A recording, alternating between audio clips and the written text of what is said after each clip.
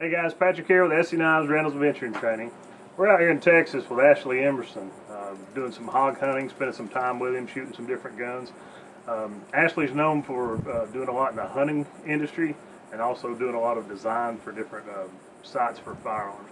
Ashley, how long have you been into hunting? Started really hunting hard when I was 11 or 12 years old. Rabbits, squirrels, stuff like that. My grandparents take me out to their friends' farms and turn me loose. What all parts for firearms have you come up with designs?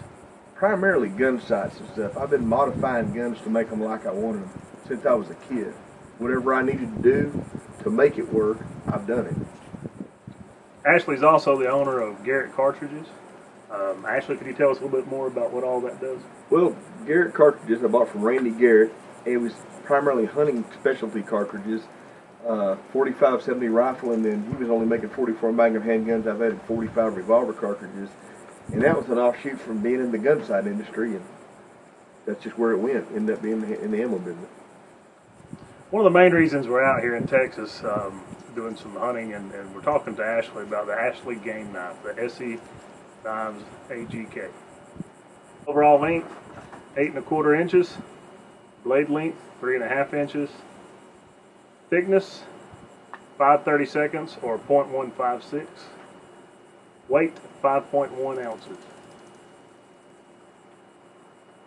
Ashley, if you would, tell us about how you came up with this design and the shapes and everything. Well, like firearms and stuff, since I've been a kid, I've modified knives to do what I want them to do and tried all kinds of different things. And over the years, you find out things like all drop points aren't the same. And so this drop point was designed to be more of a zipper, where you can get them there on the meat and go right under the hide and use it like a zipper on them. And it's a little more abrupt than most people are used to, but that's it. The blade's curved its entire length. Really importantly, the point is in line with the grip. So when you're really having to lean on something or trying to flick the inside of a joint, you get what you're wanting. And it's got a guard that's wide, the width of the grip, so you can push on it hard if you need to. And it's got a longer handle than the blade, because I need more leverage with my hand than I need blade length. If I need to reach up in the pelvis of a whitetail or something, I can choke back on the knife.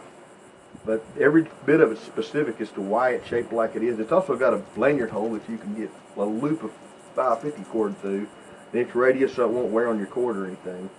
But I'm very pleased with the final overall shape of it.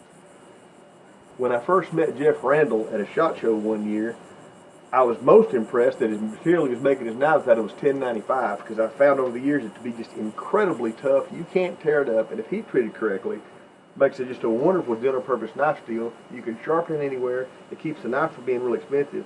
I look at knives as being disposable. I use these things up, and if I need it one day to dig a hole in the ground, I'd use it. If I need to stick in something and stand on for a deal, I'm going to use it.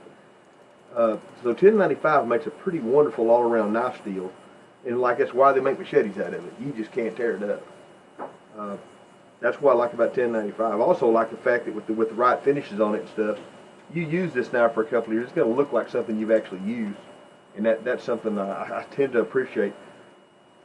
I chose this micarta grip material because of all the grip materials I've ever used on a knife. This has been my favorite for the way it grips, the way it looks after it's been worn, but it always has control. And people worry about it gets stained and stuff.